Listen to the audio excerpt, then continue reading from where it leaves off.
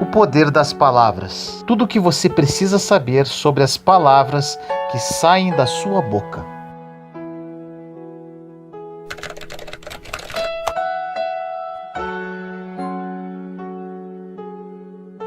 No livro de Provérbios, capítulo 18, versículo 21 diz: A língua tem poder sobre a vida e sobre a morte.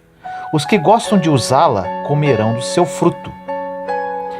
As palavras são cheias de poder. Elas podem curar ou podem ferir. Podem ministrar morte ou podem ministrar vida. Podem incentivar ou podem desencorajar. Podem fortalecer ou podem derrubar. Pessoas se divorciam por causa das palavras. Famílias são destruídas por causa das palavras. Pessoas perdem empregos devido às palavras. A insegurança pode dominar a vida de uma pessoa devido às palavras que foram ditas para ela. Devido a esse grande poder das palavras, precisamos escolhê-las muito bem. Precisamos nos responsabilizar pelas palavras que proferimos. Porém, vale a pena salientar que ninguém poderá domar a sua língua sozinho. E para isso, precisamos da ajuda de Deus. Sem exceção alguma, todas as pessoas passarão por muitas tribulações e aflições em suas vidas. A grande tendência do ser humano é verbalizar os seus sentimentos. E, infelizmente, na maioria das vezes, o que sai de suas bocas é reclamação, murmuração e blasfêmia.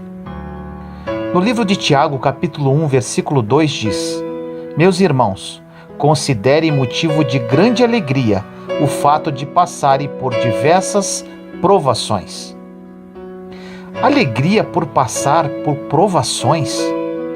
Isso parece um pouco contraditório, mas é exatamente isso que acontece quando caminhamos em fé. As provações nos preparam para um próximo nível de nossa caminhada. Quando você está passando por provas, nada mais é que um processo de amadurecimento para receber algo que Deus está preparando para a sua vida. Existe um tesouro na provação. Quando enfrentamos lutas, provações e problemas, uma das primeiras coisas que precisamos fazer é profetizar: Deus, ajude-me a encontrar um tesouro nesta provação. Sempre existirá algo bom nos períodos de provações, e se encontrarmos com a ajuda de Deus, será uma glória.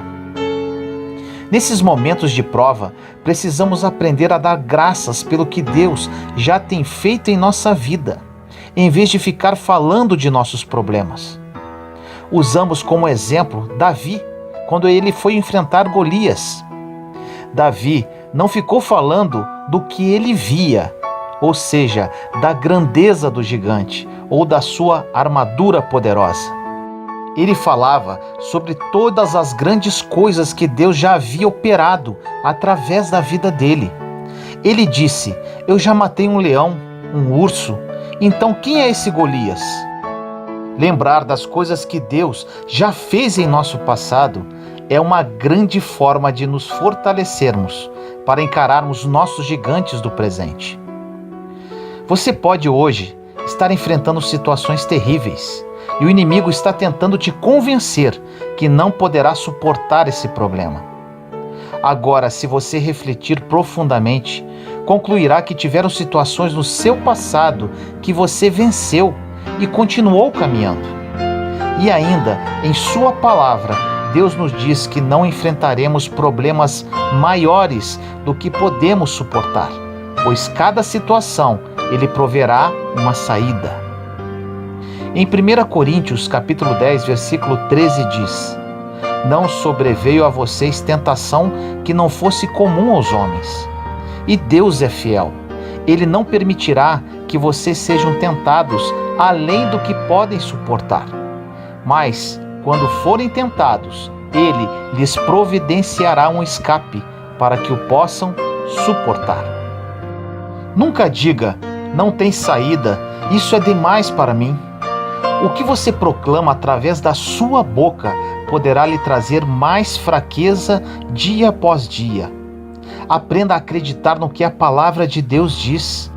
E ao invés de proclamar derrota, proclame a palavra. Diga, conforme diz em Filipenses 4,13, tudo posso naquele que me fortalece. O Senhor nunca irá nos abandonar. Podemos passar por qualquer deserto com Jesus. Precisamos aprender a usar as palavras como aliadas e não como inimigas. Na grande maioria das vezes, falamos mais do que o inimigo está fazendo do que Deus está operando em nossa vida. Não precisamos falar de medo, mas precisamos falar de fé. As palavras são poderosas. Suas palavras podem liberar anjos para ajudá-lo, ou suas palavras poderão liberar o medo, trazendo ainda mais problemas para a sua vida. Precisamos liberar a nossa fé, e isso é feito pelas palavras que saem da nossa boca e da oração. Não podemos falar de fé e logo em seguida falar de medo. Uma palavra anula a outra. Podemos até falar do problema que estamos vivendo, porém não devemos falar dele sem que haja um propósito. Se você precisa falar com alguém sobre algum problema que está vivendo, fale, mas te aconselho. Não é nada sadio para a sua vida ficar falando de seus problemas por 24 horas. O que você precisa se atentar é com relação à forma que está falando de seus problemas.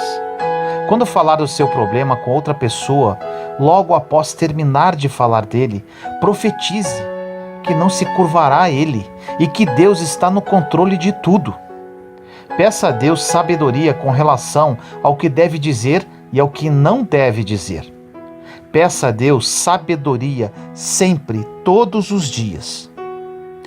No livro de Tiago, capítulo 1, versículos de 5 a 8 diz: se alguém de vocês tem falta de sabedoria, peça a Deus, que a todos dá livremente, de boa vontade, e lhe será concedida. Peça-a, porém, com fé, sem duvidar, pois aquele que duvida é semelhante à onda do mar, levada e agitada pelo vento. Não pense tal homem que receberá alguma coisa do Senhor. É alguém que tem mente dividida e é instável em tudo o que faz. Sempre que passarmos por provações, precisamos olhar para o tesouro que se esconde por trás dela e sermos alegres, como diz a palavra. Agora, mesmo se fizermos algo errado e pedirmos perdão para Deus com um arrependimento autêntico, Ele nos perdoará e nos tirará dessa confusão. Porém, não significa que Deus não vai nos ensinar algo, mantendo-nos no problema por algum tempo para que aprendamos. O que não podemos fazer enquanto aguardamos o agir do Pai, como diz na passagem, é ter duplo ânimo. Fé e incredulidade não andam juntos. Oramos e profetizamos sobre a nossa vida na presença de nossos amigos cristãos. E logo em seguida, murmuramos e reclamamos com nossos amigos incrédulos. Isso é muito comum. Um grande exemplo da Bíblia que nos ensina como devemos agir no tempo de provação foi Jesus. Ele, no tempo de provação, falou muito pouco. No livro de Isaías, capítulo 53, versículos 6 e 7 diz: todos nós, tal qual ovelhas, nos desviamos, cada um de nós se voltou para o seu próprio caminho, e o Senhor fez cair sobre ele a iniquidade de todos nós. Ele foi oprimido e afligido, contudo não abriu a boca. Como um cordeiro foi levado para o matadouro, e como uma ovelha que diante de seus tosquiadores fica calada, ele não abriu a boca. No livro de João, capítulo 14, versículo 30 diz: já não falarei muito convosco, porque vem o príncipe deste mundo, mas ele não tem nada em mim. Jesus estava passando por muita pressão, muita responsabilidade e com as emoções à flor da pele, chegando até a suar sangue. Ele calou-se para não expor os seus sentimentos. Jesus estava numa batalha mental e emocional, mas ele decidiu manter a sua boca fechada. O príncipe deste mundo era Satanás. Jesus decidiu não abrir a boca para não dar munição, entre aspas, ao inimigo. Às vezes entregamos e perdemos todas as bênçãos que Deus tem para nós, porque não fechamos a nossa boca. Quando estivermos numa provação e as emoções estiverem à flor da pele, precisamos nos retirar, conversar com nós mesmos e manter a boca fechada. Precisamos olhar e pedir a Deus a graça de falar coisas positivas, mesmo em meio às tribulações. Quando estiver muito difícil e você tenha que falar algo, peça a Deus que coloque as palavras em sua boca, para que saiam apenas palavras edificadoras e não coisas inúteis e sem sentido. Existe um ditado popular que diz que temos 2 ouvidos e apenas uma boca, para ouvirmos mais e falarmos menos. Isso é uma grande verdade. Se ficarmos calados para ouvir, aprenderemos muito mais do que ficar simplesmente falando sem parar. A sabedoria com as palavras é primordial para a nossa existência. Da nossa boca deveriam sair apenas palavras para edificar e encorajar. A sabedoria ao falar é tão importante que precisamos nos atentar até no que falamos para o nosso irmão com relação ao nosso testemunho de vida, ao que Deus tem operado em nós. Dependendo da forma que falarmos, poderemos deixar o próximo ainda pior, pois poderá soar gabação, por mais bem intencionados que estivermos. Precisamos de sabedoria. No livro de Provérbios, capítulo 27, versículos 1 e 2 diz: Não se gabe do dia de amanhã, pois você não sabe o que este ou aquele dia poderá trazer. Que outros façam elogios a você, não a sua própria boca. Outras pessoas, não os seus próprios lábios. Quando fazemos algo de bom, não devemos deixar a mão direita saber o que a esquerda está fazendo. Tudo o que fazemos, absolutamente tudo, devemos fazer para o Senhor, e ainda devemos estar dispostos a fazer em segredo, a menos que seja conveniente alguém saber. Precisamos de sabedoria. Quantas coisas falamos para alguém para que ela nos olhe com admiração? Se aprendermos a manter as coisas entre nós e Deus, seremos muito abençoados, a não ser que Ele nos dê permissão para compartilhar.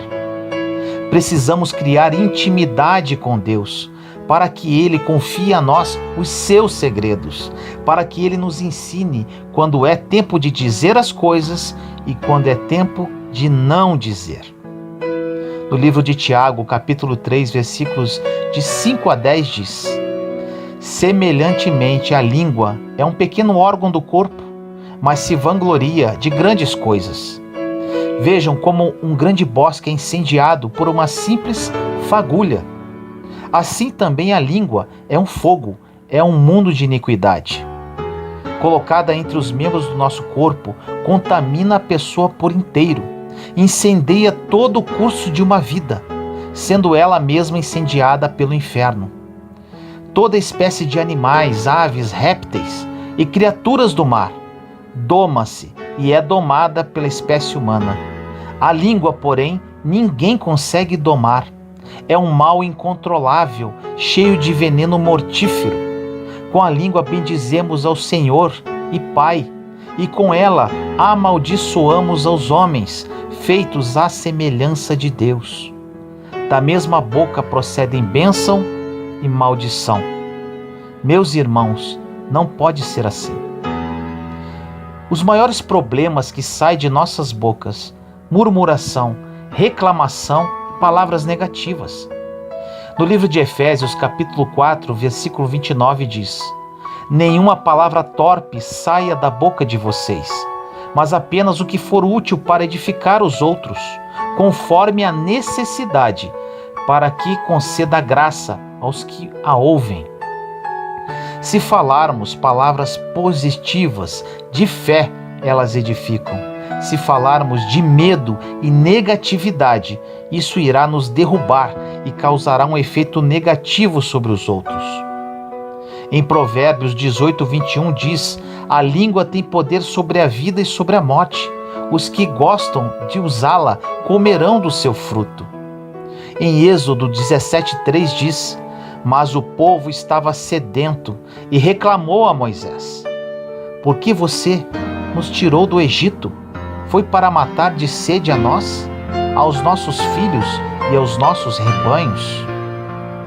O povo israelita, na ocasião de sua saída do Egito em direção à terra prometida, é o maior exemplo do que não devemos fazer com a boca. Eles reclamavam de tudo e de todos. Nesta passagem, eles reclamavam para Moisés. Além de reclamarem, eles estavam culpando Moisés pela situação deles. É muito mais fácil culpar os outros do que assumir os próprios erros. Isto é muito comum no meio cristão. No livro de Êxodo acontece algo interessante. No capítulo 16, o povo de Israel estava morrendo de fome. E no capítulo 17, eles estavam morrendo de sede. Ou seja, nunca estavam satisfeitos com nada e sempre arrumavam uma razão para reclamar. Você conhece alguém assim? No livro de Números, capítulo 21, versículos 4 e 5 diz: partiram eles do Monte Hor, pelo caminho do Mar Vermelho, para contornarem a terra de Edom. Mas o povo ficou impaciente no caminho e falou contra Deus e contra Moisés, dizendo: por que vocês nos tiraram do Egito para morrermos no deserto? Não há pão, não há água, e nós detestamos esta comida miserável. Percebemos que o povo israelita não precisava de milagres, mas sim de maturidade espiritual. É isso que acontece com muitos de nós na caminhada da fé. Se Deus não der um milagre e não tivermos maturidade espiritual, quando tivermos outro problema, teremos que ter outro milagre, e assim por diante. Agora, se tivermos maturidade, seremos sempre os mesmos, não importando as circunstâncias. E este é o objetivo de Deus em nossas vidas, pois Ele não quer bebês, mas sim pessoas maduras na fé.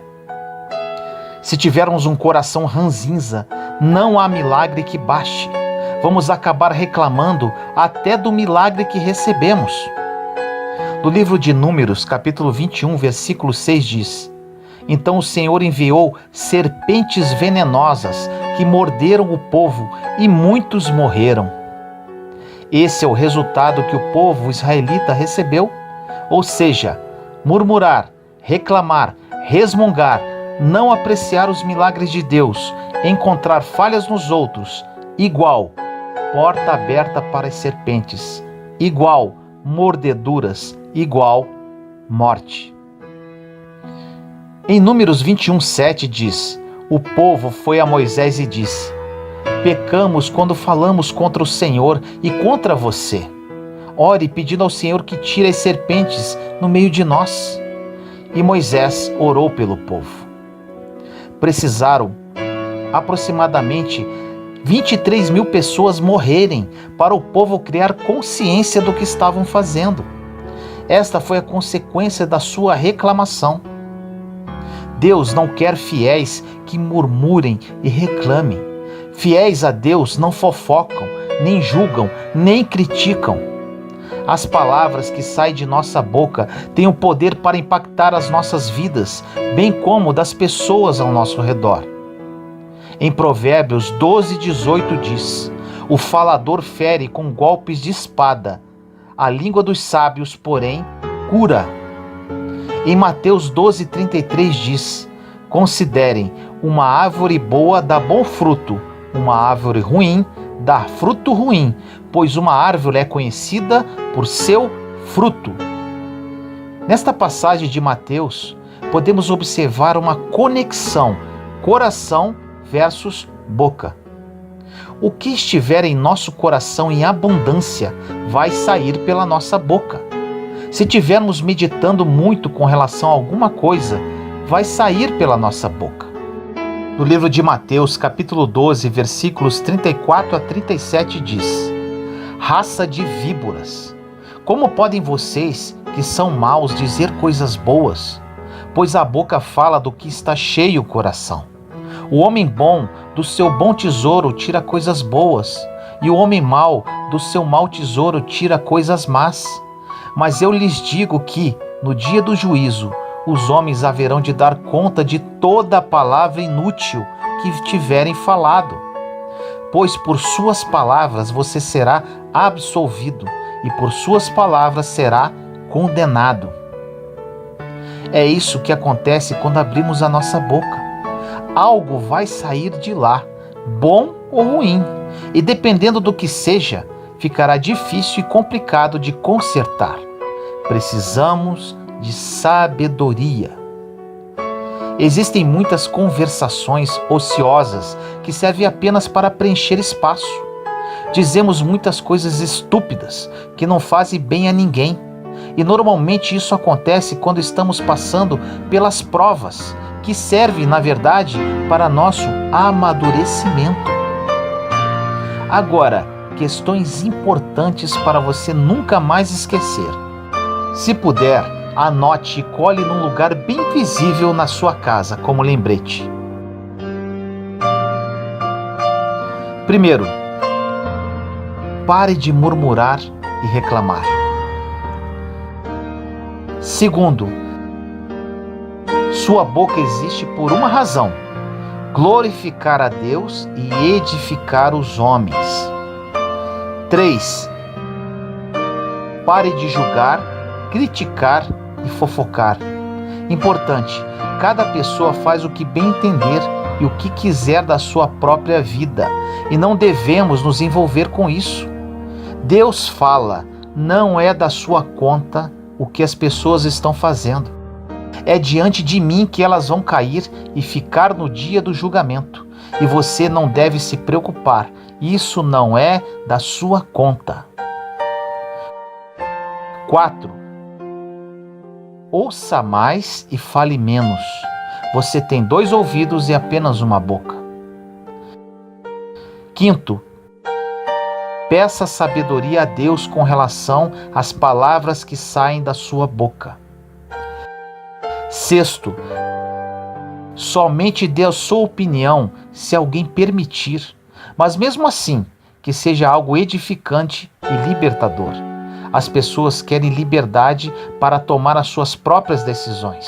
As pessoas precisam de liberdade. 7. Evite conflitos, discussões, desuniões, desarmonias e discórdias. Normalmente tudo isso ocorre através de palavras mal colocadas. Espero que essa mensagem tenha falado ao seu coração. Vamos nos unir como um corpo de Cristo forte, edificando uns aos outros, amando uns aos outros e renovando a nossa mente à luz da palavra de Deus, para nos tornarmos cristãos de referência, caminhando sempre em amor e fé.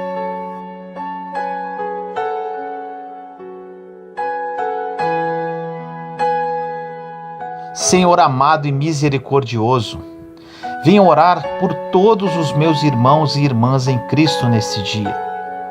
Tive muitos problemas em minha vida devido à minha língua. Sofri muito para me libertar deste mal, Senhor, para que as palavras que saíssem da minha boca fossem apenas palavras vindas diretamente de Ti. Existem muitos de seus filhos hoje, Pai, que sofrem desse mal. Dê sabedoria a todos eles, Senhor, e que hoje seja um recomeço na vida de cada um com relação às palavras pronunciadas. Que essa mensagem fale aos corações e que o corpo de Cristo seja coeso e forte, caminhando sempre em união, fé e amor.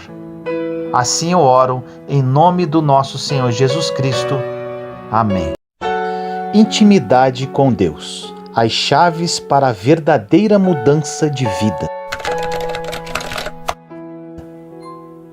No livro de Salmos 27:5 diz: Pois no dia da adversidade ele me guardará, protegido em sua habitação. No seu tabernáculo me esconderá e me colocará em segurança sobre um rochedo. Hoje falaremos sobre um dos pontos mais importantes para uma vida cristã vitoriosa: a intimidade com Deus. O relacionamento mais próximo que todos nós temos, podendo você acreditar ou não, é com Deus. E te afirmo, quanto mais profundo esse relacionamento, maior a intimidade. E quanto mais intimidade, mais o inimigo de nossas almas tem medo de nós. Existem algumas chaves para criar essa intimidade com Deus, que falaremos no transcorrer desta mensagem, que transformarão a sua vida para sempre. Se você usá-las, desfrutará do melhor de Deus para a sua vida. O desejo de Deus é criar um relacionamento próximo, amoroso, poderoso, forte e íntimo com cada um de nós.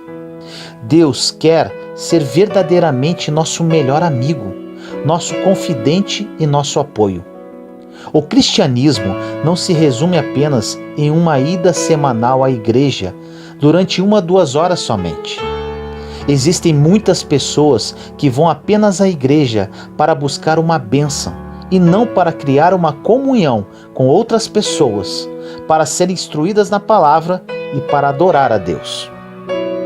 O primeiro mandamento diz em Marcos, capítulo 12, versículo 30: Ame o Senhor, o seu Deus, de todo o seu coração, de toda a sua alma, de todo o seu entendimento e de todas as suas forças. Agora, como vamos amar alguém se não o conhecemos?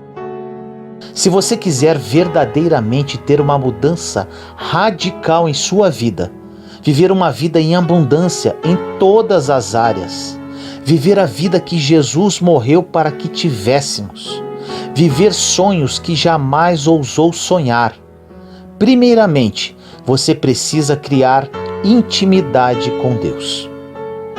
E quando criar essa intimidade, você irá se apaixonar verdadeiramente pelo Senhor e cumprirá na íntegra o primeiro mandamento. Você realmente amará a Deus com todo o seu coração, de toda a sua alma, de todo o seu entendimento e de todas as suas forças. A primeira chave para criar uma intimidade com Deus é a verdade. Vamos dar um exemplo de um casal em início de namoro. Esse casal começou um relacionamento e, neste início, eles irão conversar muito um com o outro. Nessas conversas, eles falarão sobre o seu passado, sobre os seus gostos, sobre os seus objetivos, sobre os seus sonhos, sobre as suas manias, etc. Com Deus, precisamos fazer o mesmo. Porém, existe uma grande diferença. Deus já nos conhece profundamente, até mais que nós mesmos. É aí que está algo maravilhoso. Deus deseja um relacionamento conosco, porém Ele não nos obriga a buscar esse relacionamento. Temos a liberdade de escolher. Ele estará sempre de braços abertos e desejoso disso, porém cabe a cada um de nós essa aproximação dele. Precisamos abrir nosso coração para Ele, expondo a verdade sobre nós mesmos, apresentar nossas fraquezas, abrir todas as áreas de nossa vida, sem esconder absolutamente nada, até porque se escondermos, Ele saberá. O Senhor deseja que falemos com Ele. Para que Deus entre em todas as áreas de sua vida, você precisa permitir isso, para que Ele efetivamente esteja em primeiro lugar na sua vida.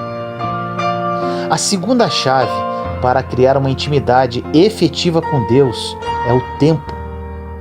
Como você criará intimidade com alguém se não dedicar tempo para isso? Como criamos intimidade com as pessoas? Através do tempo.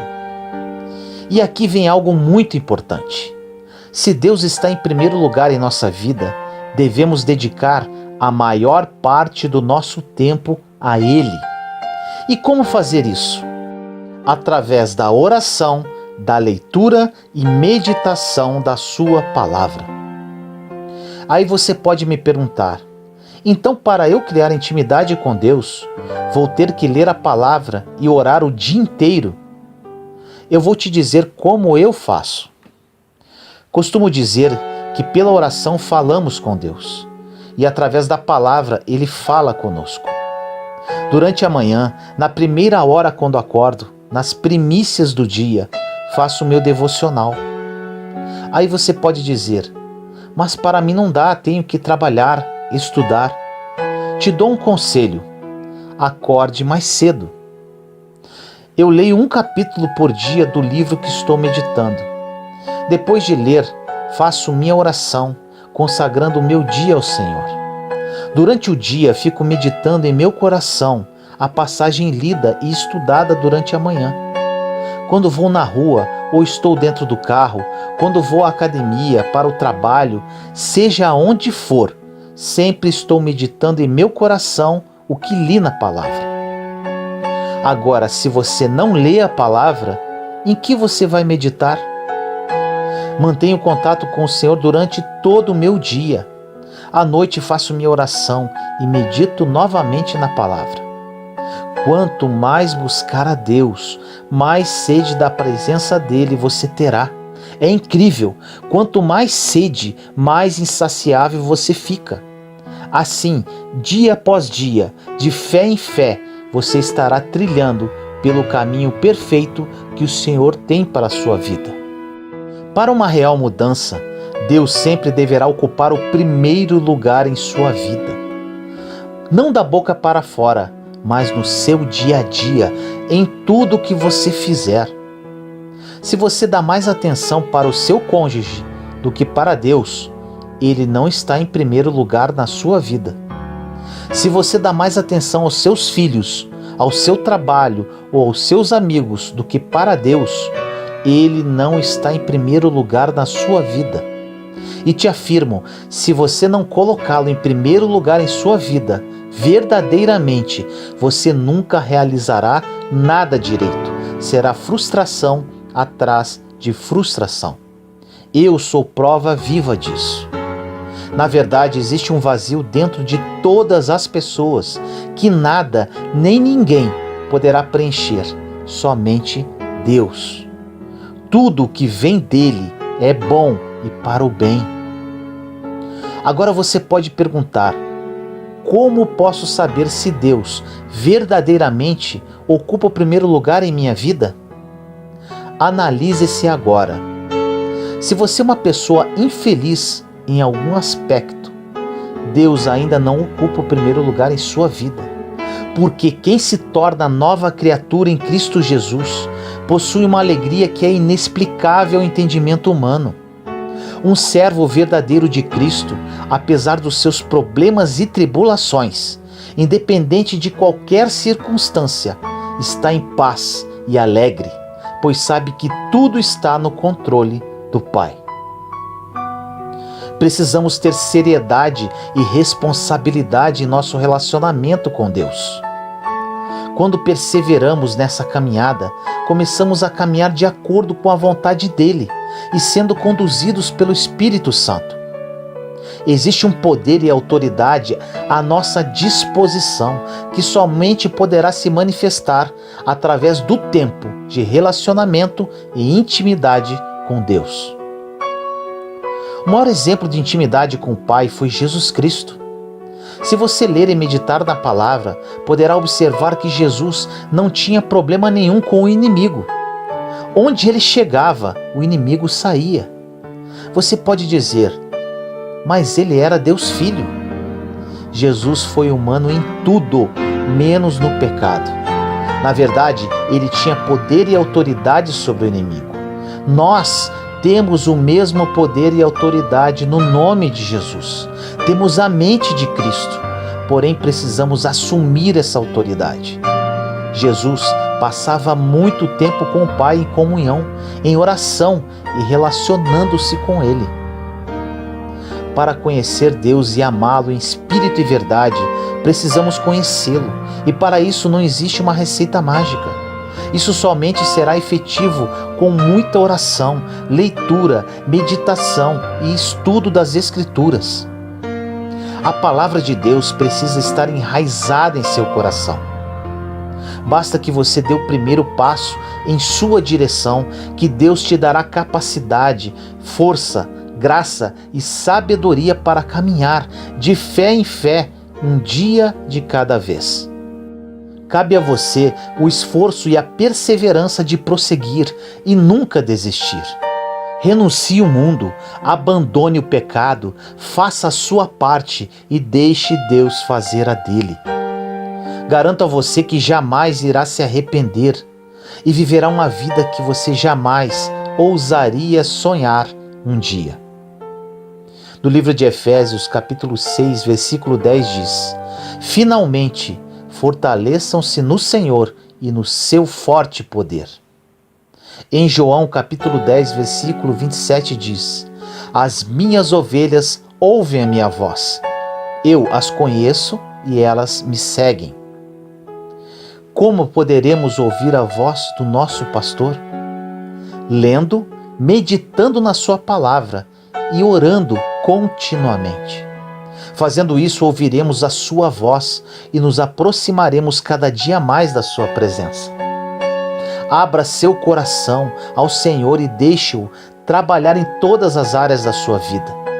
Ele quer participar de tudo, de todas as suas decisões e colocar você no rumo do seu plano perfeito.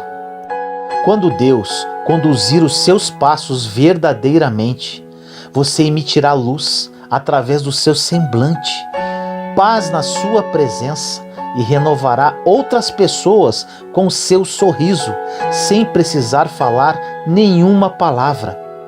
Para isso, você precisa ser uma pessoa íntima de Deus. Íntimo significa envolvido, consciente de cada detalhe. Intimidade significa amar sem reservas, estar junto em todos os momentos, estar perto, compartilhar as coisas juntos, amizade, união. É você que determina o nível de intimidade com Deus. Quanto mais perto, maior a intimidade. Quanto mais você se aproxima de Deus, mais gratificante a sua vida será. Para isso, você precisará investir o seu melhor tempo na presença dele e buscá-lo de todo o seu coração, de toda a sua alma e de todo o seu entendimento. Se você colocar Deus em primeiro lugar no seu tempo, tudo dará certo na sua vida e o Senhor lutará suas batalhas. O que mais acontece no meio cristão é a busca de Deus pelo que Ele pode oferecer. É uma busca incessante das bênçãos do Senhor e não do Senhor das bênçãos. Buscamos muito a Deus para pedir o que precisamos e não pelo que Ele é. Precisamos buscar a face de Deus e não as suas mãos. Se buscarmos a face dele, suas mãos, consequentemente, sempre estarão abertas.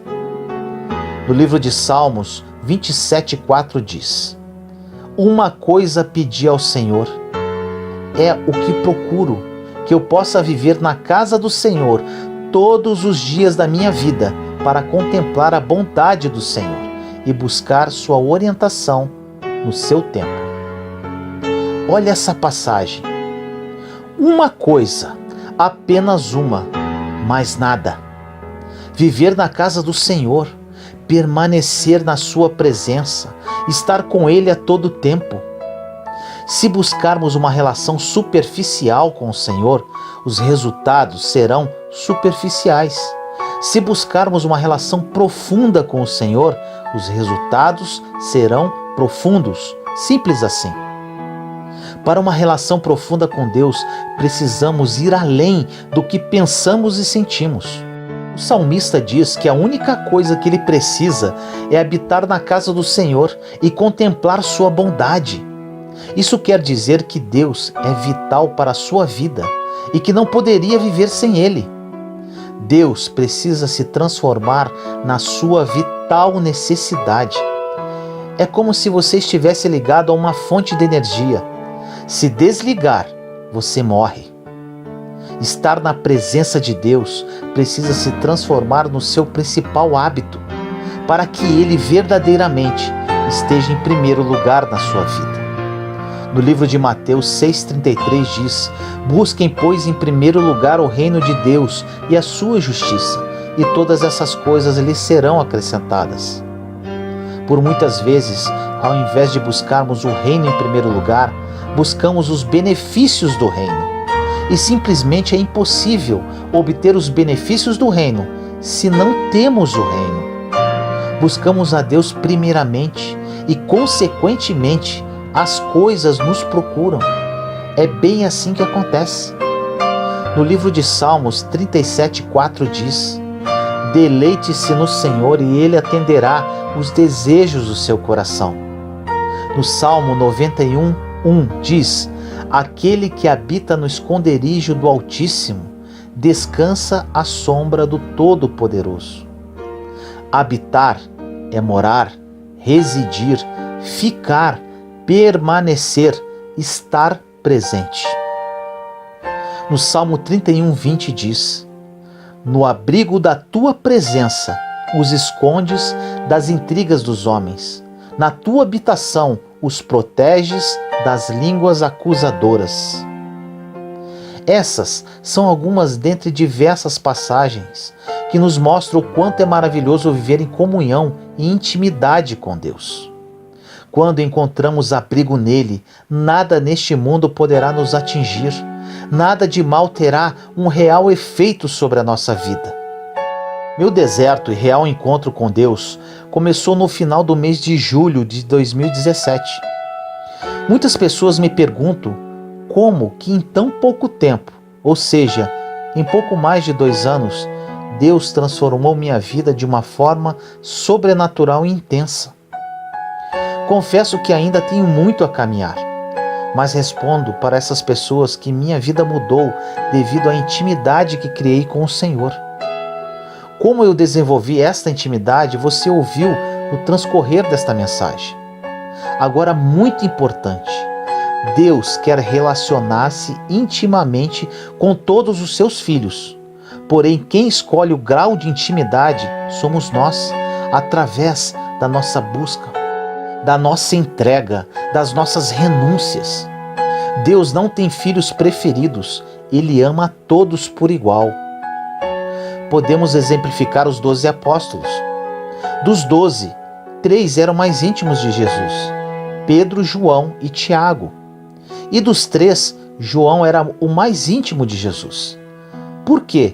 Porque João se aproximou mais de Jesus, relacionou-se mais com ele. Outro exemplo encontramos em Lucas capítulo 10, versículos de 38 a 42, que diz: caminhando Jesus e os seus discípulos chegaram a um povoado, onde certa mulher chamada Marta o recebeu em sua casa.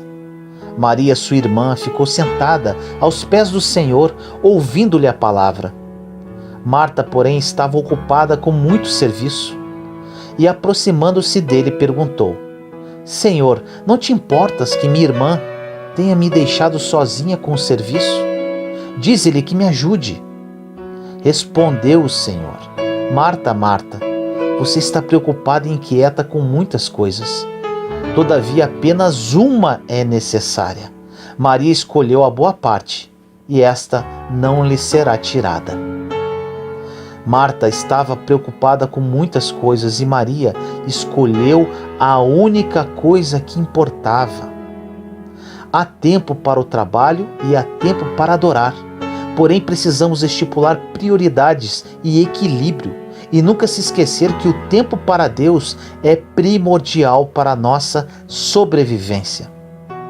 Quanto mais perto você chegar de Deus, mais intimidade criará e mais gratificante será a sua vida. Senhor amado e misericordioso, nos colocamos em Sua santa presença neste momento. Peço a Ti, Pai, que através desta mensagem, meus irmãos e irmãs em Cristo criem a consciência que para uma real mudança de vida precisam criar intimidade contigo. Na minha vida foi assim. Quanto mais me aproximei de Ti, mais graça recebi, mais minha vida foi transformada. Que eles usem as chaves para um real relacionamento contigo, a verdade e o tempo. Que hoje seja um divisor de águas na vida de cada um deles e a Sua vontade prevaleça. Toque corações, Senhor, transforme vidas, que a vida de cada um deles nunca mais seja a mesma e que Seu nome seja glorificado. Assim nós oramos, em nome do nosso Senhor Jesus Cristo. Amém. Como descobrir o meu propósito? Hoje, essa pergunta será respondida.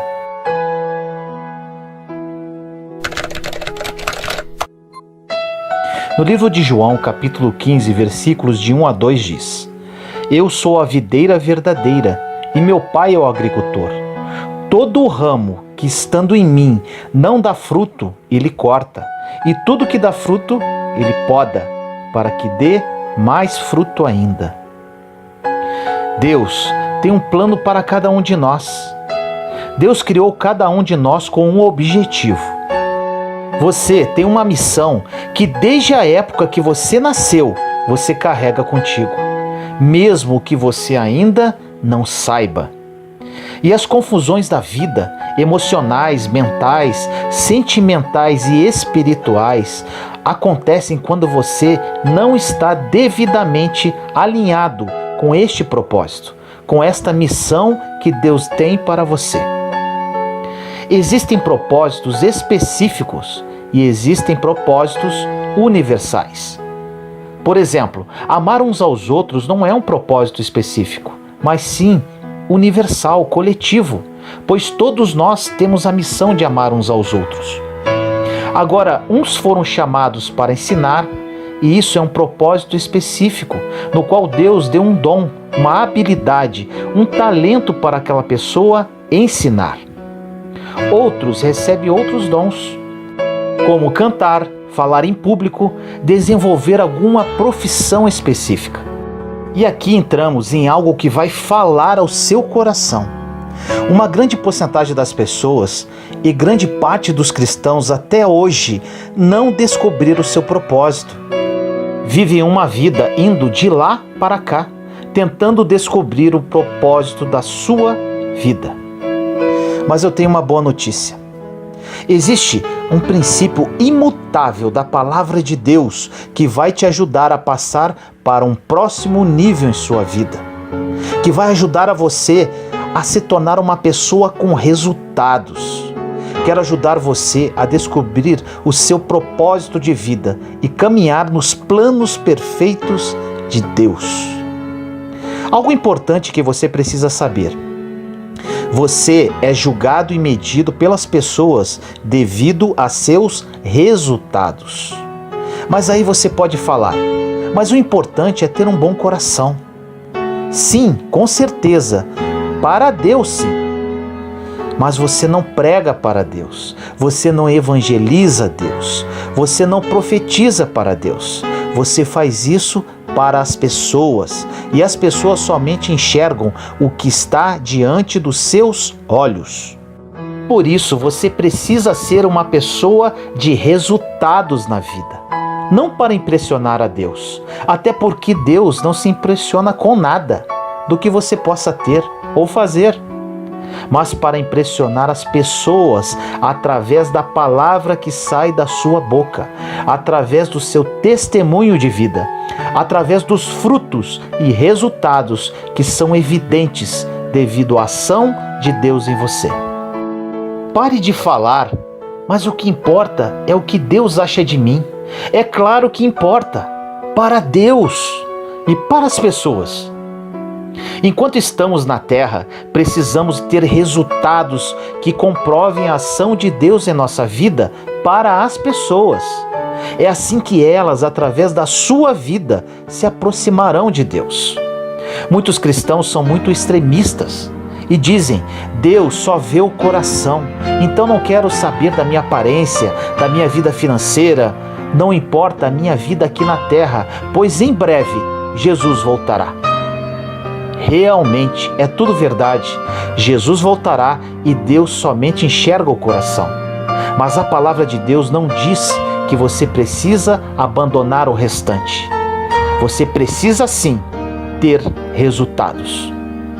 Então vamos lá. Na Bíblia existe um princípio poderoso e imutável que se encontra em João capítulo 15.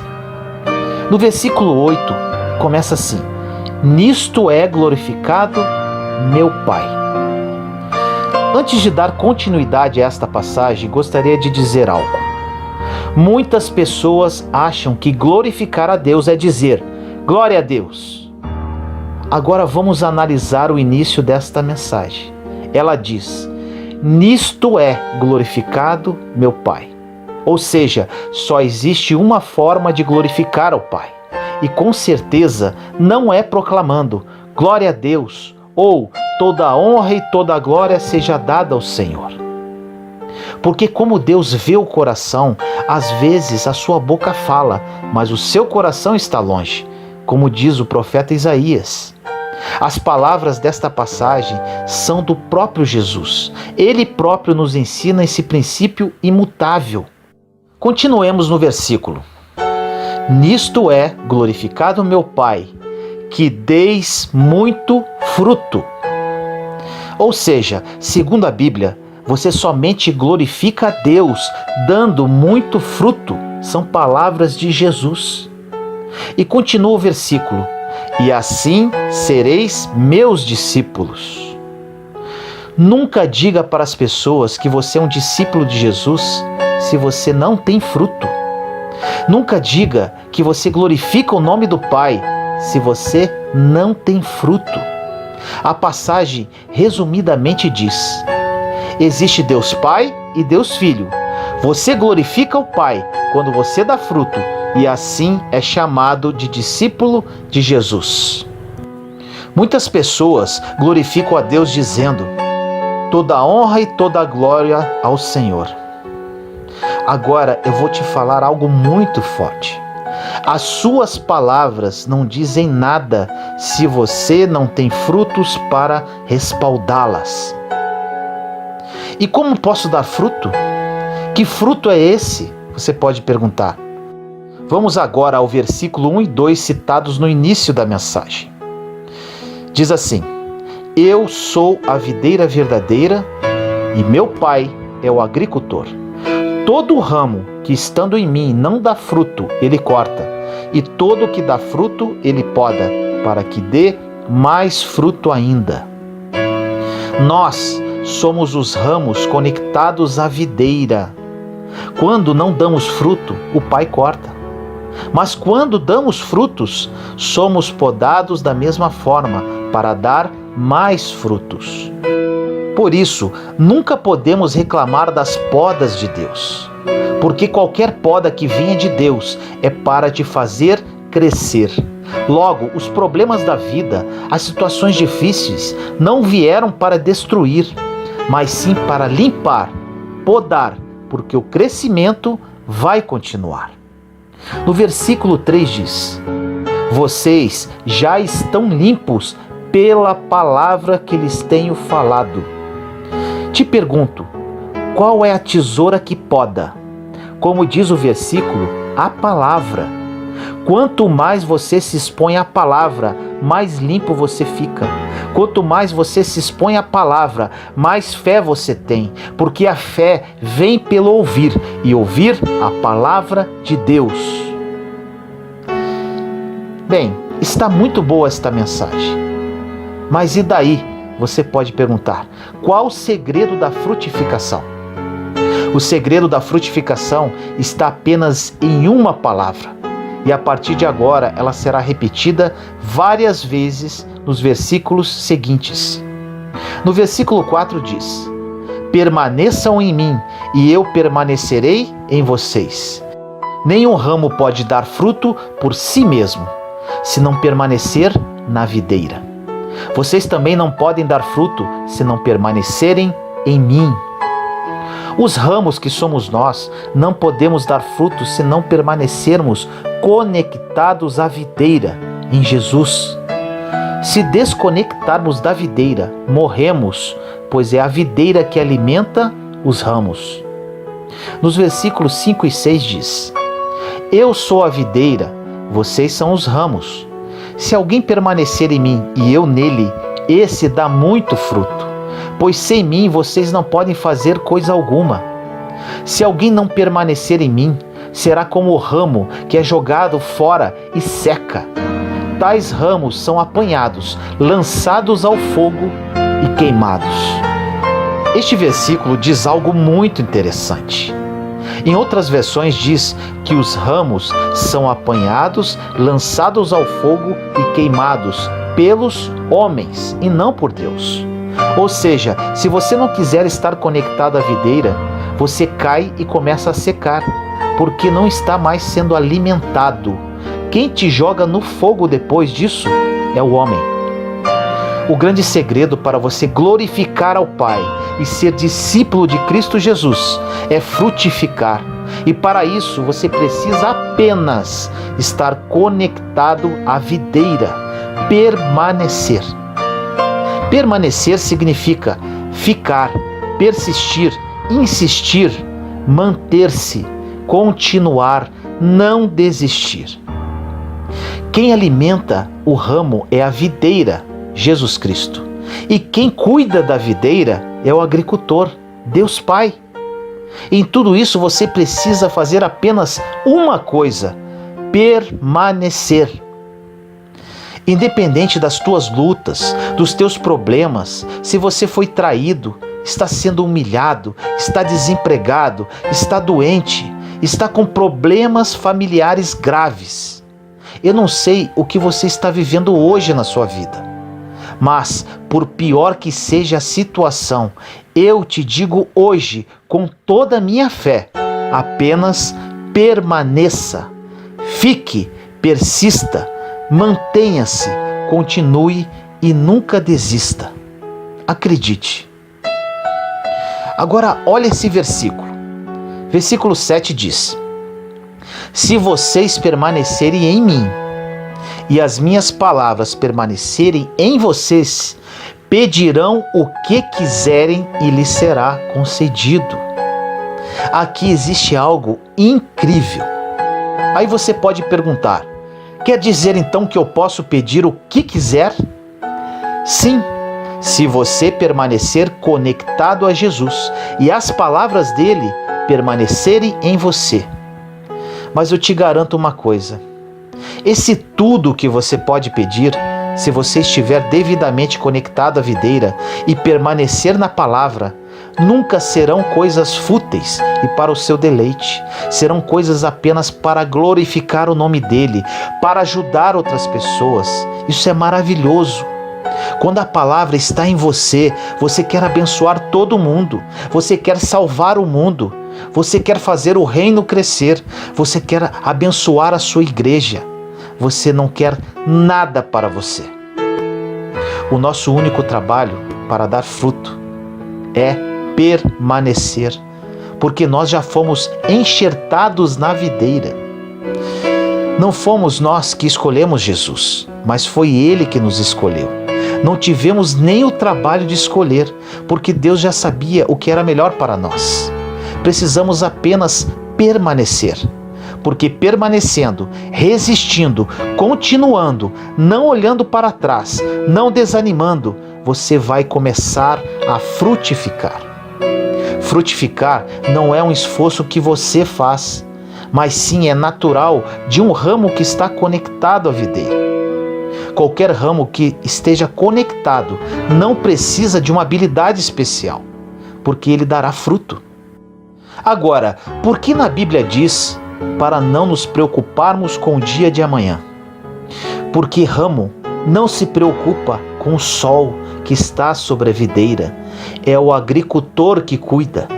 Quando você começa a se preocupar com as coisas da vida, você está tirando a função do agricultor. Quando está muito sol, o agricultor vai cuidar.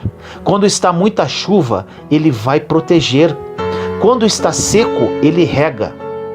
Já tem alguém que já cuida de tudo para você. Você precisa apenas permanecer. Continua, espera, fica. Mas Vinícius, não aguento mais, estou pensando em desistir de tudo. A única coisa que o inimigo de nossa alma pode fazer contra os ramos é fazê-los acreditar que eles podem desistir. Agora eu te digo, você não pode desistir, pois você precisa dar fruto. Porque apenas glorificamos a Deus quando não desistimos. É quando você está desesperado, mas permaneceu. É quando você faliu, mas permaneceu. É quando você foi traído, mas permaneceu. É quando você recebeu um mau diagnóstico de saúde, mas permaneceu. Agora, olha que lindo isso. Qual é o fruto da videira? É a uva. O que a uva produz? Vinho. Qual o significado do vinho na Bíblia? Todos sabem. Alegria.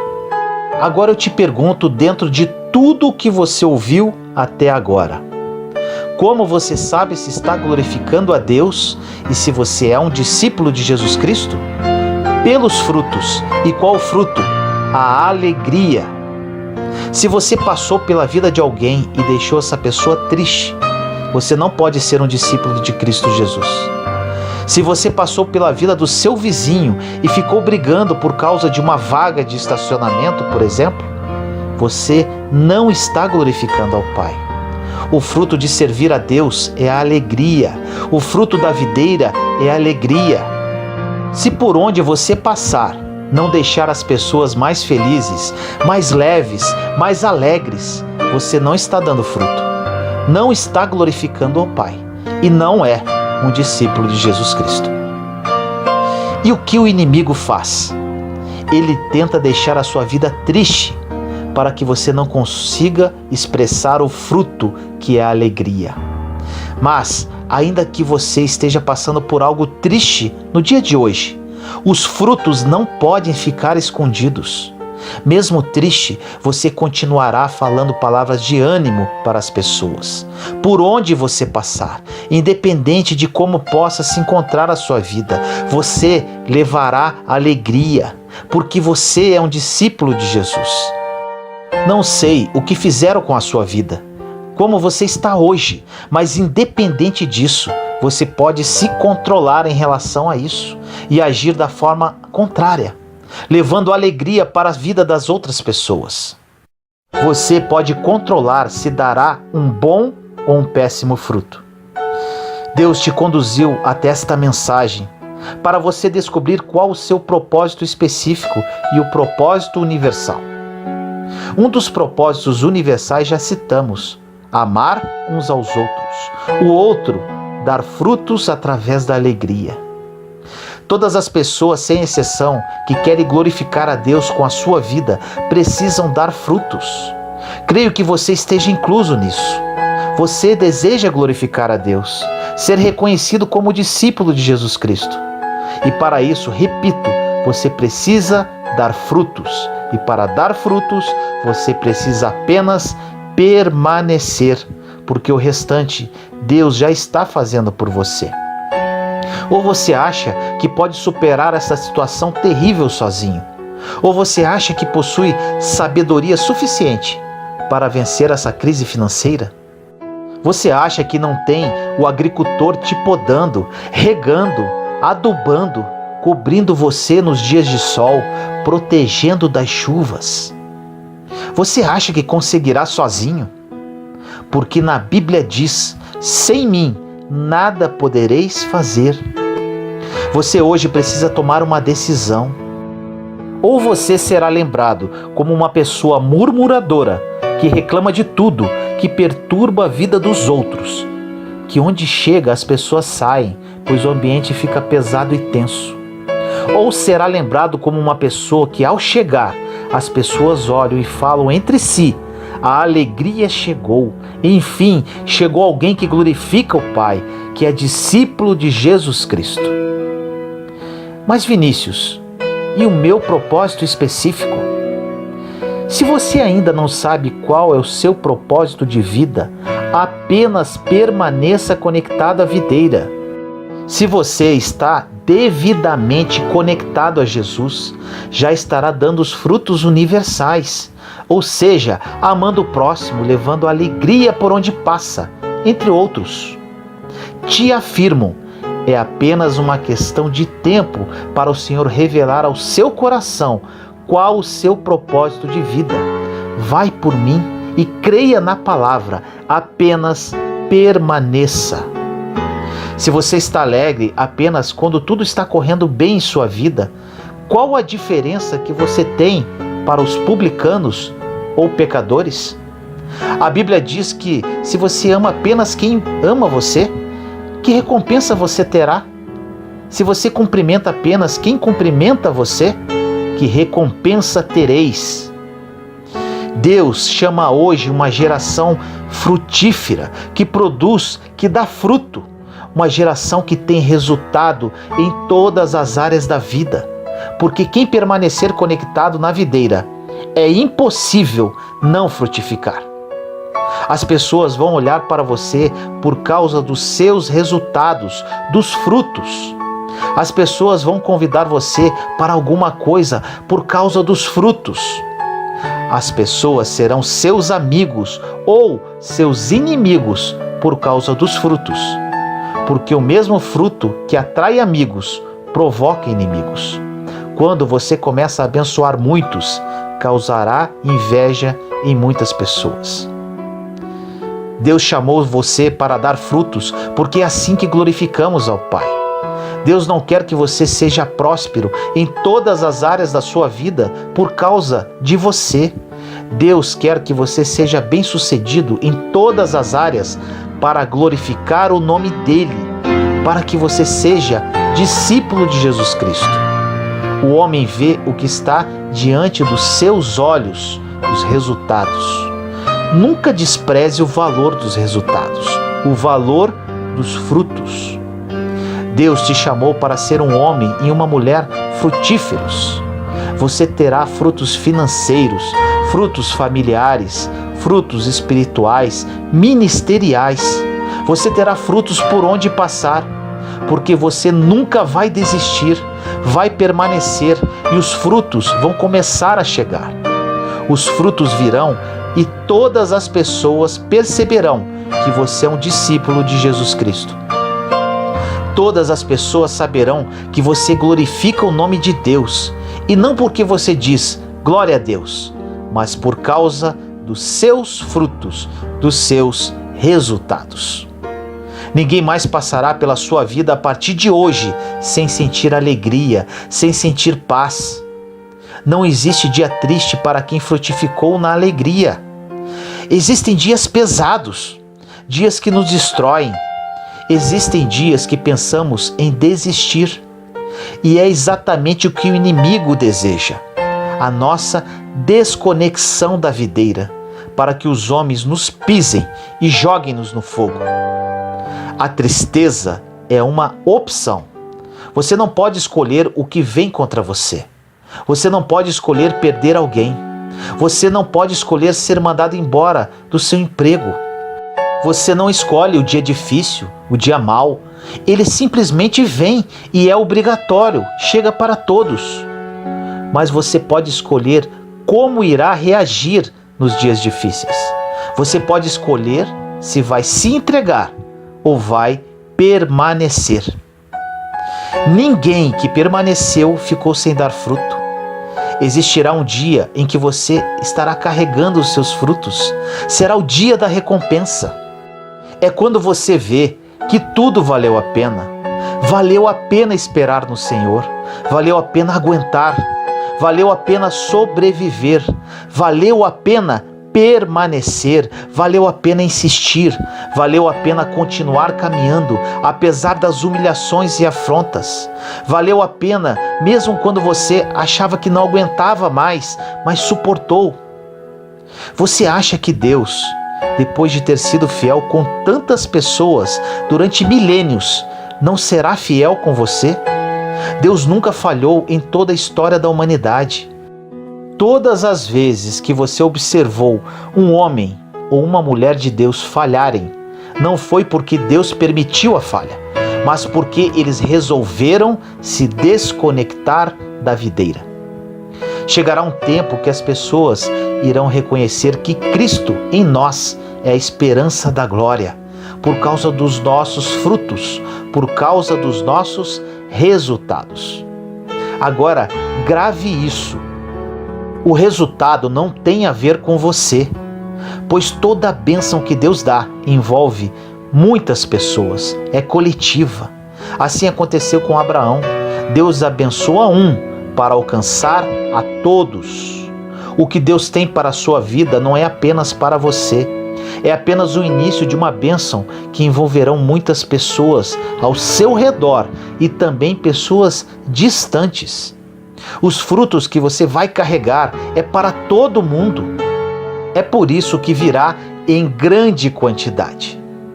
O primeiro milagre de Jesus em Caná da Galileia foi transformar água em vinho. O casamento durava dias e o vinho havia acabado. E juntamente com isso acabava a alegria.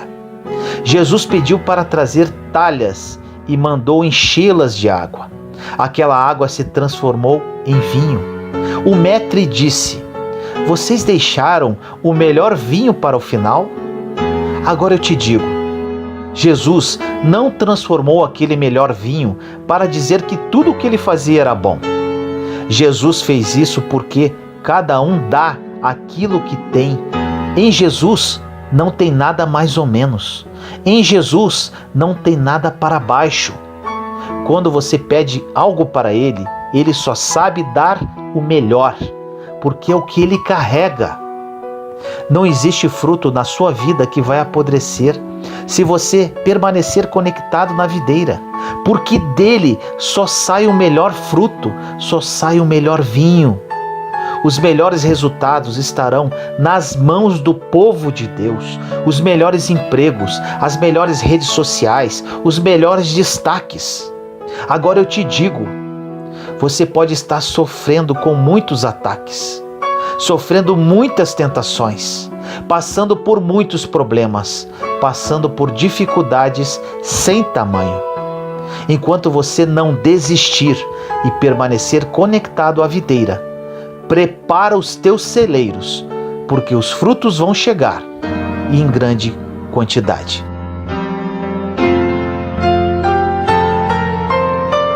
Senhor amado e misericordioso, venho a Ti neste momento orar por todas as pessoas que estão ouvindo esta mensagem. Pai, muitos deles perguntam a Ti constantemente qual o propósito que o Senhor tem para a vida de cada um. Durante muito tempo fiz essa pergunta para Ti. Entendi que para saber o meu propósito precisava apenas permanecer conectado a Jesus, a videira verdadeira. Que hoje, Senhor, todas essas pessoas entendam isso. Que essa palavra entre como uma espada de 2 gumes no mais profundo do coração delas. E que a partir de hoje elas apenas permaneçam e desenvolvam o fruto da alegria. Que no tempo oportuno que a Ti pertence, elas saibam qual o verdadeiro propósito específico para as suas vidas. Assim eu oro, em nome do nosso Senhor Jesus Cristo. Amém. Descansar em Deus.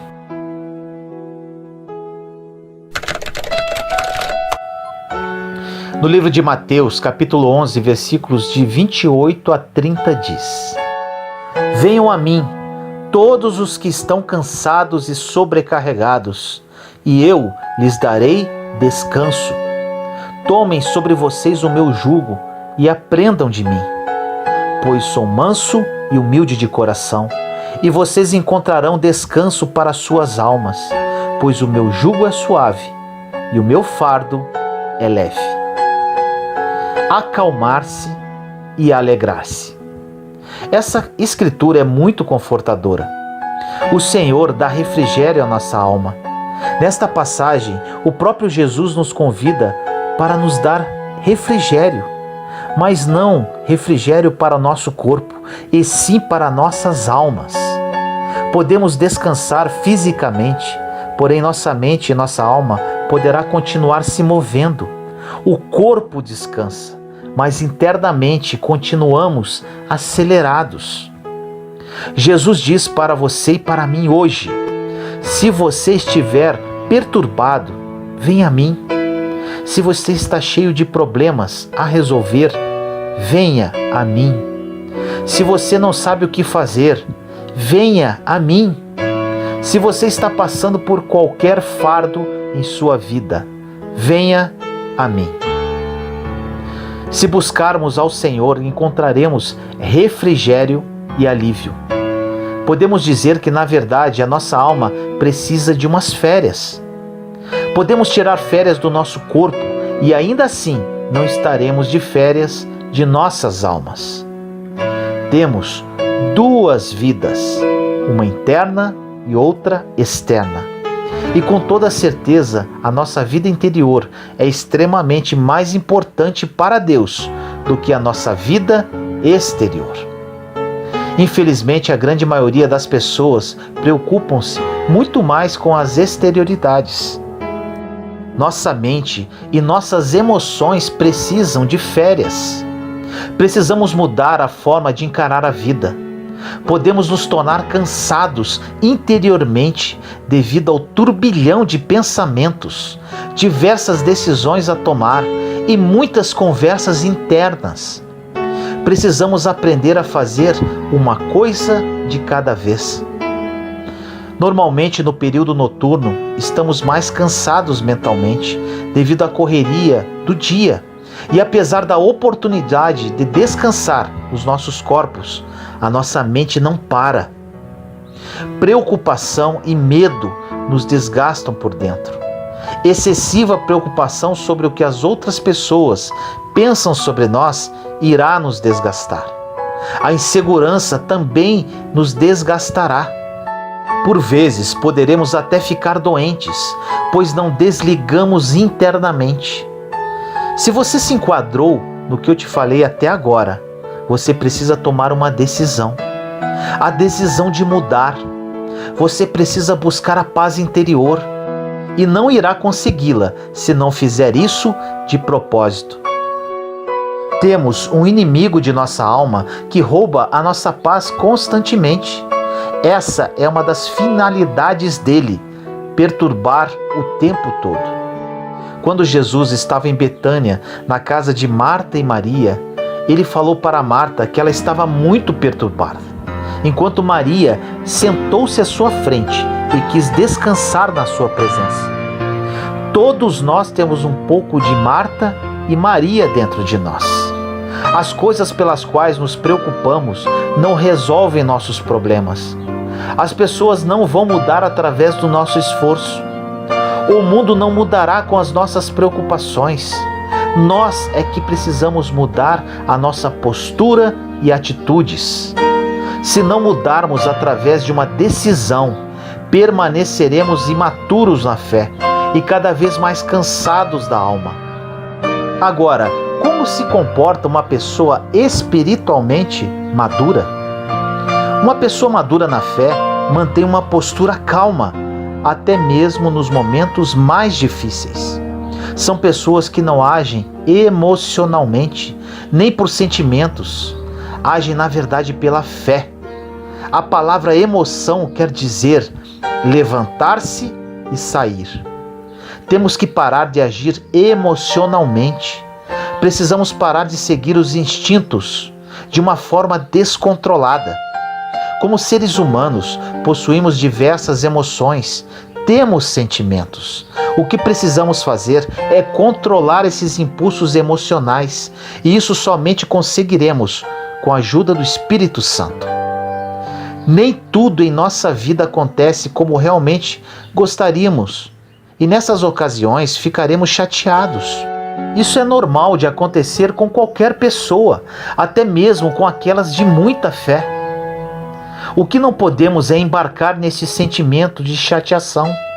Infelizmente, a maioria das pessoas ficam facilmente chateadas.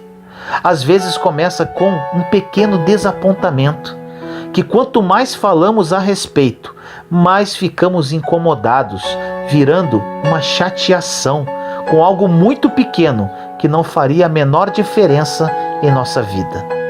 No Salmo 94, versículos 12 e 13 diz: Como é feliz o homem a quem disciplinas, Senhor, aquele a quem ensinas a tua lei. Tranquilo enfrentará os dias maus, enquanto que para os ímpios uma cova se abrirá. Quando somos ensinados pelo Senhor, Ele nos disciplina para que tenhamos paz quando algo ruim acontece. Deus nos dá o poder para mantermos a calma em época de aflição. Quando somos devidamente disciplinados pelo Senhor, as circunstâncias imprevistas não incomodarão, pois saberemos lidar com qualquer situação, por pior que possa parecer. Não podemos permitir que as coisas do mundo incomodem a nossa vida. Se não mantivermos a calma, manteremos nossas mentes e almas perturbadas e com isso não teremos ouvidos para ouvir a Deus. Se não mantermos a calma, não poderemos ouvir de Deus. Se não mantermos a calma, não poderemos operar com sabedoria. Quando estamos perturbados, tomamos decisões tolas que comprometerão ainda mais a nossa vida, ocasionando mais problemas. Quando estamos vivendo em um período de chateação, esse será o pior momento para tomar qualquer tipo de decisão. Grave isso. Nunca tome uma decisão quando estiver chateado, pois essa decisão será tomada no calor das emoções. E como sempre falo, vivemos pela fé e não pelas emoções e sentimentos. Se vivermos pelas emoções, será derrota atrás de derrota. Vivi assim por muito tempo. Jesus é nosso grande exemplo. Ele não se conformou com o mundo e andou no Espírito. Quando estava cansado, ele se afastava das multidões e retirava-se para um lugar para descansar, orar e ficar sozinho. Jesus tirava um tempo para ele. E por que não devemos fazer isso também? Por muitas vezes, mesmo precisando se retirar, deixamos as necessidades das pessoas nos controlar e nos manipular. Deixamos pessoas controlarem as nossas vidas. Precisamos parar de ficar preocupados com a opinião dos outros a nosso respeito. Não podemos nos matar para manter relacionamentos com certas pessoas que não estão se importando conosco na mesma proporção com a qual nos importamos com elas. Isso não quer dizer para nos afastarmos dessas pessoas, mas sim orar por elas e deixar de alguma forma Deus trabalhar na vida de cada uma. Deixamos a preocupação tomar conta da nossa vida e na maioria das vezes preocupações que não farão diferença nenhuma em nossa caminhada. Olhe para os seus problemas e preocupações e diga: eu vou sobreviver. No livro de Colossenses, capítulo 1, versículo 11 diz: sendo fortalecidos com todo o poder, de acordo com a força da sua glória, para que tenham toda a perseverança e paciência com alegria. Paulo diz a todos nós nesta passagem que ele orava para que suportássemos qualquer aflição ou tribulação e ainda ficarmos alegres, felizes. Ele não orou para que os problemas desaparecessem e muito menos para que os problemas não aparecessem. Jesus disse: neste mundo tereis aflições. Nosso Salvador afirmou que teríamos problemas em nossa vida, porém a forma de encará-los ficou por nossa conta.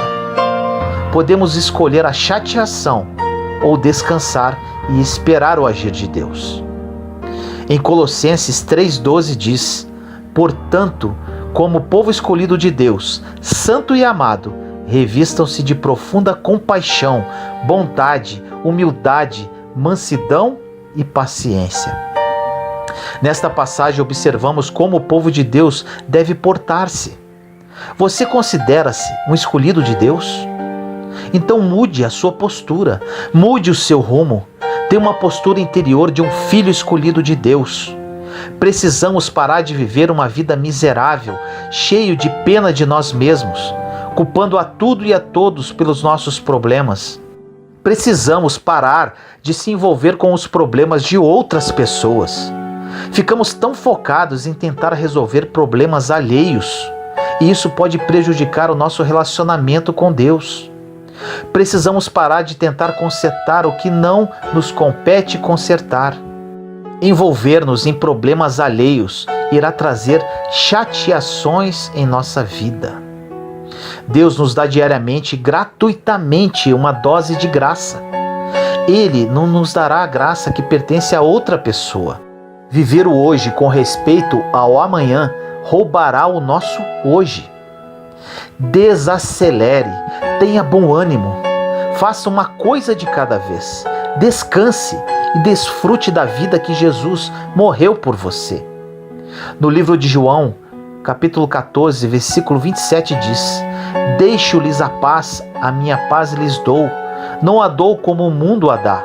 Não se perturbem os seus corações, nem tenham medo. Quando ler a Bíblia, preste atenção nos verbos. Nesta passagem fica claro que a paz de Jesus já é nossa. Ele já nos deu, porém cabe a nós buscá-la. Essa paz não cai do céu como pozinho mágico. Precisamos buscá-la, persegui-la. Para viver essa paz em nossa vida, precisamos mudar os nossos objetivos. Chega de aborrecimento, de raiva, de preocupação, de chateação. Lembre-se desta frase para sempre. Não são as circunstâncias que nos chateiam, mas nós que nos chateamos pelas circunstâncias. Repito, não são as circunstâncias que nos chateiam, mas nós que nos chateamos pelas circunstâncias. Descanse em Deus e siga em frente. Senhor amado, entro em sua santa presença neste momento, Pai. Estamos aqui, seus filhos e filhas em oração, buscando a sua face. Muitos de nós, Senhor, estamos cansados da mente e da alma. Por mais que tentemos descansar fisicamente, nossa voz interior não para. Chega, Pai, não queremos viver assim, pois sabemos que precisamos entregar as nossas preocupações no seu altar. Descansar e viver a vida que Jesus morreu por cada um de nós. Perdoe-nos, Pai, pela nossa ingratidão. Jesus derramou o seu precioso sangue no madeiro e estamos aqui atordoados, reclamando e cheios de ansiedade. Ajude-nos, Senhor, pela ação do seu Espírito Santo, a acalmar nossos corações aflitos e oprimidos. Somente a sua misericórdia e graça que poderá nos sustentar. Hoje, Pai, estamos dispostos a mudar a nossa atitude e comportar-nos como verdadeiros cristãos. Assim nós oramos em nome do nosso Senhor Jesus Cristo. Amém. Para que as promessas se cumpram, cumpra os princípios. No livro de Romanos 12:2 diz: Não se amoldem ao padrão deste mundo, mas transformem-se pela renovação da sua mente, para que sejam capazes de experimentar e comprovar a boa, agradável e perfeita vontade de Deus. Deus literalmente pode tudo. Ele pode mudar toda a sua realidade hoje. A verdade é que quando Deus quer fazer alguma coisa, Ele faz como e quando quiser. Muitos de nós não recebemos de Deus por não entendermos e não praticarmos alguns princípios. Princípios esses milenários, colocados na palavra de Deus, que estão à disposição gratuitamente para todos aqueles que querem ler, entender e crer. Esses princípios, quando cumpridos, fazem acontecer o que era impossível, fazem uma família ser restaurada, transformam uma vida financeira falida em uma vida financeira próspera. Está chegando um tempo em que Deus vai desenvolver todos os níveis de inteligência do povo. Atingiremos níveis de sabedoria que nunca na história foi registrada. Por quê? Por que isso em nossa geração? Porque nós vivemos em uma geração que está preparando o tempo do fim. E se a igreja não tomar o governo, e jamais tomará se não tiver sabedoria para fazê-lo, muitos serão perdidos. A Bíblia diz que é do interesse de Deus que todos se salvem, que todos se arrependam. Então, literalmente, o Senhor está colocando a igreja em uma escola, para aprendermos e pararmos de fazer as coisas do nosso jeito. A educação é algo tão importante para Deus, é tão fundamental e essencial, que Jesus tinha uma escola.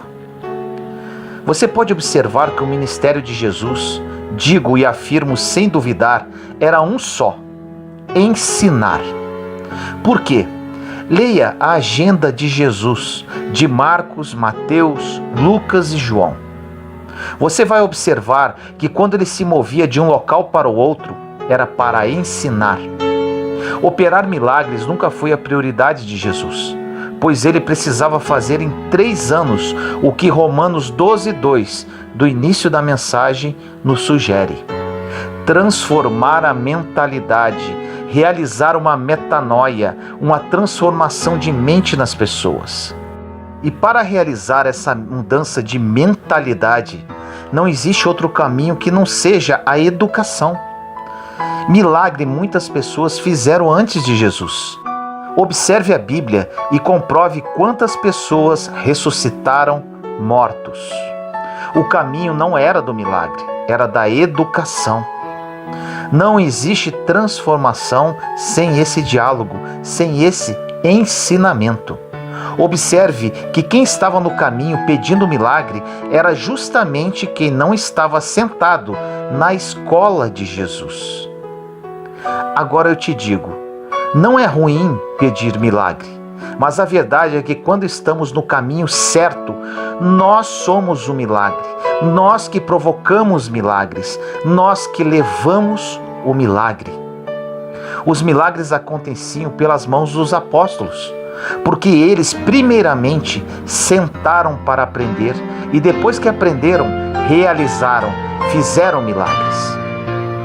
Sem aprendizado, sem ensinamento, sem instrução, jamais alcançaremos as promessas, porque antes de qualquer promessa bíblica tem uma instrução.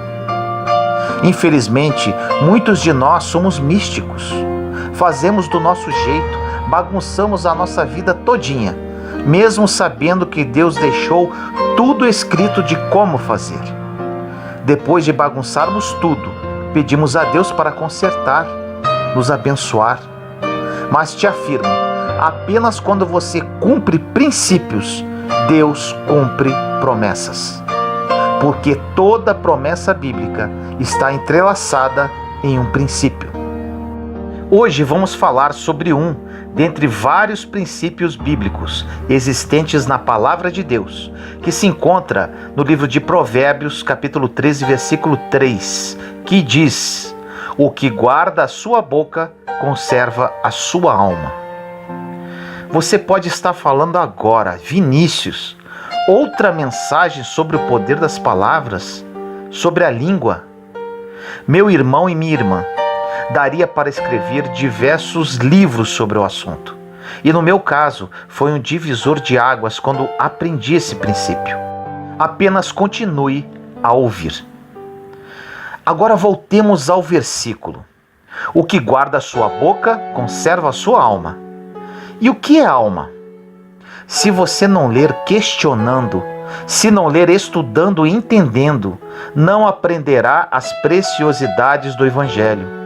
Na alma estão seus sentimentos, suas emoções, seu intelecto, seu caráter, suas vontades. Tudo isso está concentrado na alma do ser humano. Ou seja, aquele que guarda a sua boca conserva e blinda os seus sentimentos, as suas emoções e o seu intelecto. Agora, continuando o versículo. Mas o que abre muito seus lábios se destrói. Ou seja, não é o inimigo que destrói essa pessoa, ela mesma se destrói. Profundo isso, não é? Um dado estatístico. Você sabia que 92% das coisas que tiram a sua paz, das coisas que te deixam sem dormir, que te oprimem e que podem te levar até a depressão, a tristeza profunda e a falta de alegria, são pelo que você falou, não pelo que falaram de você? O mundo espiritual, por exemplo, não se move pelo que você quer ou pelo que você acha. O mundo espiritual se move por palavras. A sua palavra tem muito poder, diz a Bíblia. O poder da vida e da morte está na boca, está na língua. Você mata e faz viver pessoas com palavras. Olha como isso é grave. O que mais matou nos últimos anos não foram as guerras, o Holocausto e nem os genocídios. O que mais matou foram as palavras. Filhos não falam com seus pais e os pais não falam com seus filhos por causa de palavras. Ovelhas saíram das igrejas e os pastores abandonaram suas ovelhas por causa de palavras. Casais se separaram e assim dividiram toda uma geração que estava por vir por causa de palavras. Nada mata mais do mundo do que as palavras.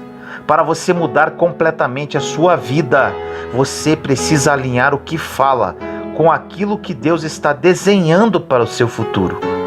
Não é o que você quer, nem aquilo que você acha, é aquilo que você declara. A Bíblia diz que quando o arcanjo Miguel contendia com o diabo e disputava a respeito do corpo de Moisés, ele não ousou pronunciar juízo de maldição contra ele, mas disse: que o Senhor te repreenda. O mesmo Satanás que humilhamos, o arcanjo Miguel não ousou jogar uma palavra de maldição contra ele, contra Satanás, o príncipe das trevas, o destruidor das almas. Você pode questionar, mas por que ele não fez isso? A resposta se encontra em Tiago, capítulo 3, versículo 2, que diz assim: porque todos tropeçamos em muitas coisas. Se alguém não tropeça em palavras, o tal é perfeito. Olha essa palavra. Se você não tropeçar em palavras, para Deus você é perfeito. O resto é com Ele, o resto é com a graça dEle.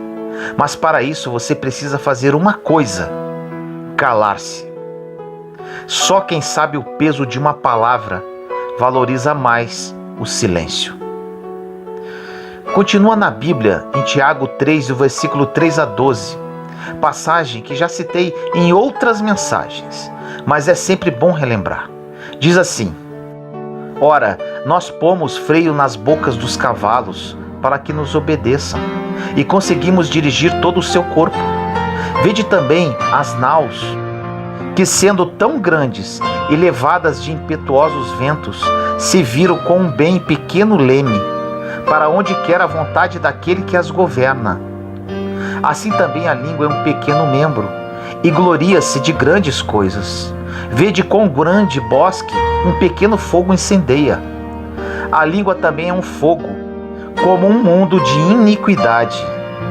A língua está posta entre os nossos membros e contamina todo o corpo, e inflama o curso da natureza, e é inflamada pelo inferno. Porque toda a natureza, tanto de bestas feras como de aves, tanto de répteis como de animais do mar, se amansa, e foi domada pela natureza humana. Mas nenhum homem pode domar a língua. É um mal que não se pode refrear, está cheia de peçonha mortal. Com ela bendizemos a Deus e Pai, e com ela amaldiçoamos os homens, feitos à semelhança de Deus. De uma mesma boca procede bênção e maldição. Meus irmãos, não convém que isto se faça assim. Porventura deita alguma fonte de um mesmo manancial água doce e água amargosa? Meus irmãos, pode também a figueira produzir azeitonas ou a videira figos? Assim tampouco pode uma fonte dar água salgada e doce. Muitas, mas muitas pessoas entre nós já oraram e nunca foram atendidas. Pediram a Deus e nunca receberam.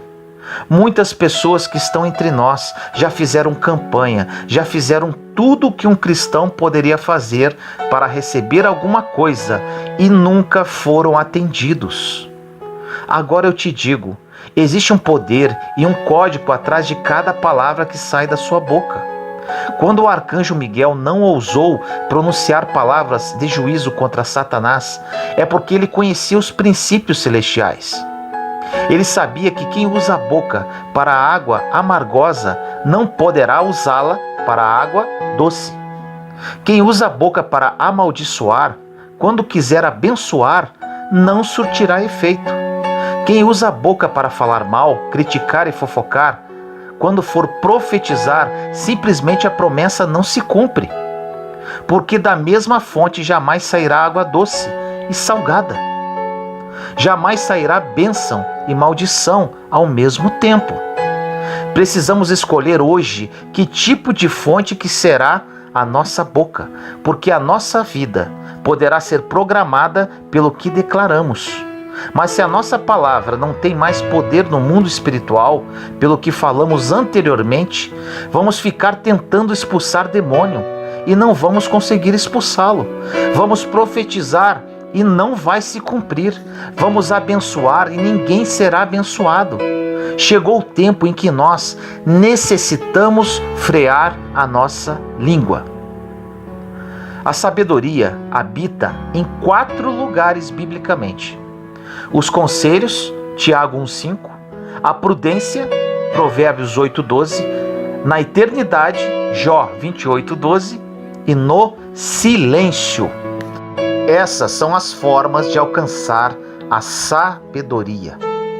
Chegou um tempo que, como corpo de Cristo, seremos tão educados biblicamente que o nosso coração nunca mais pedirá nada a nosso favor. Sempre será a favor de alguém. Não teremos mais o que pedir para nós mesmos, porque quando você cumpre os princípios, as promessas se manifestam naturalmente, de uma forma tão intensa, tão poderosa, que vai invadir a sua casa, a sua descendência, os seus filhos e ainda os seus netos vão comer da bênção que sai das tuas mãos.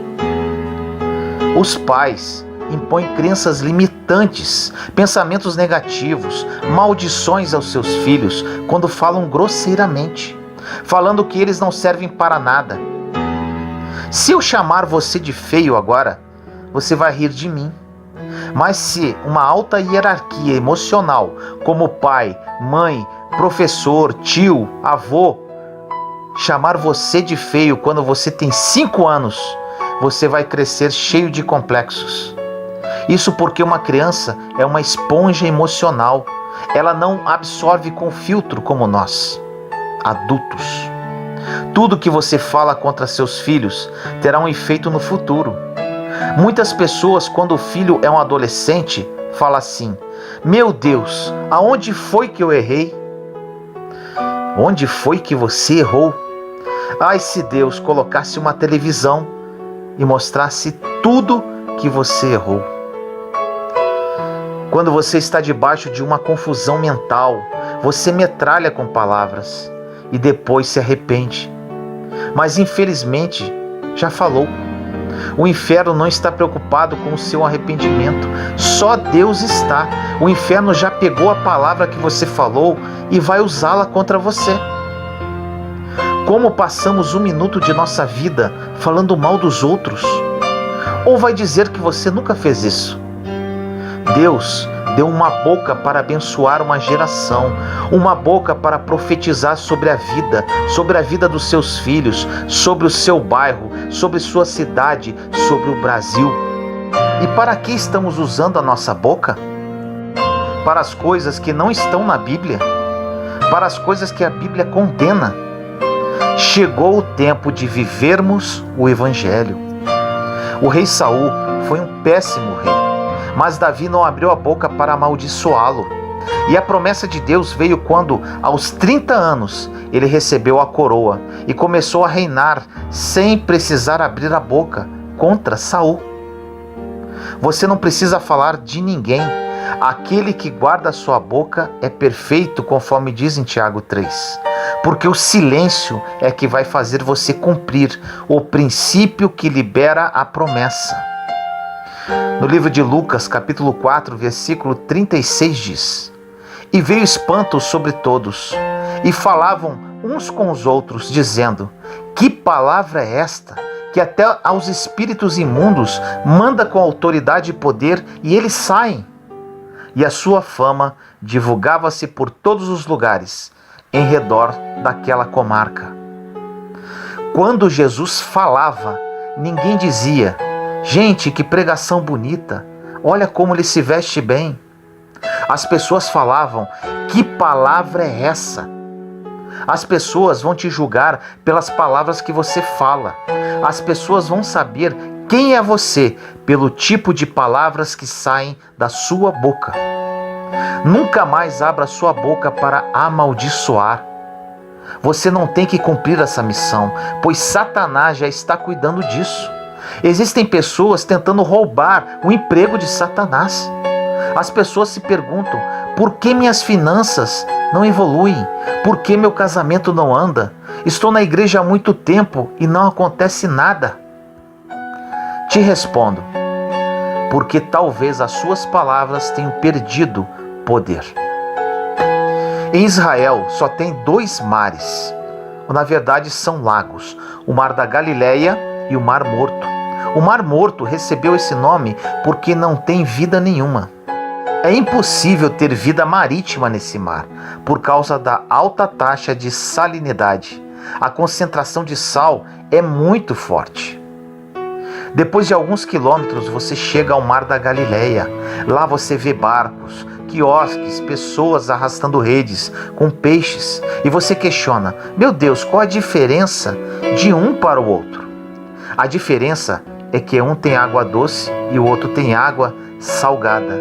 Se você continuar sendo uma fonte de água salgada, amarga, não terá vida em você.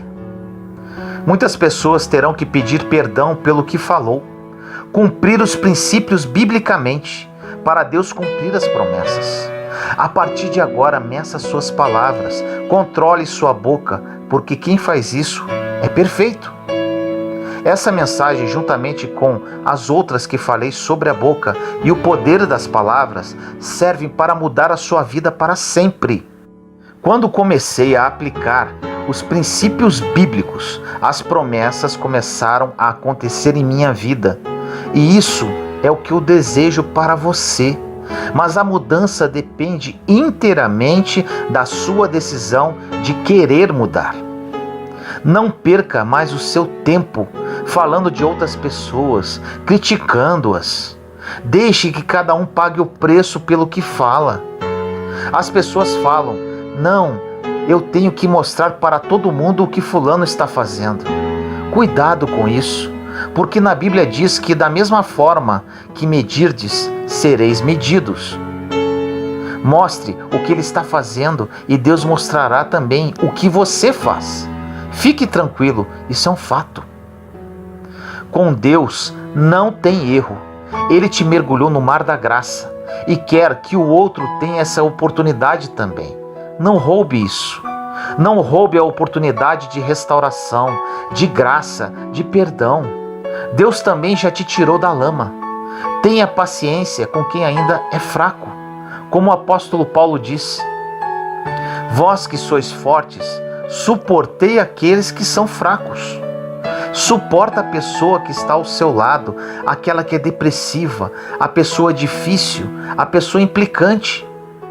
As pessoas não podem mais passar pela sua vida e continuarem sendo as mesmas. Elas eram assim até te conhecerem, até conhecerem o Cristo que mora em você. Ore comigo assim. Senhor amado e misericordioso, nos colocamos em Sua santa presença no dia de hoje. Eu, meus irmãos e irmãs em Cristo. Pai, mais uma vez oramos a Ti, falando sobre o poder das palavras e sobre a língua. Esse é um princípio imutável da Sua palavra. Trouxe mais uma mensagem sobre esse assunto, pois sofri muito com relação a isso. As palavras que saíram da minha boca me trouxeram muitos problemas e chateações. Depois que aprendi esse princípio e apliquei em minha vida, tudo mudou e comecei a receber promessas muito melhores do que imaginava. Que meus irmãos e irmãs entendam isso e apliquem esse princípio para receberem as suas promessas.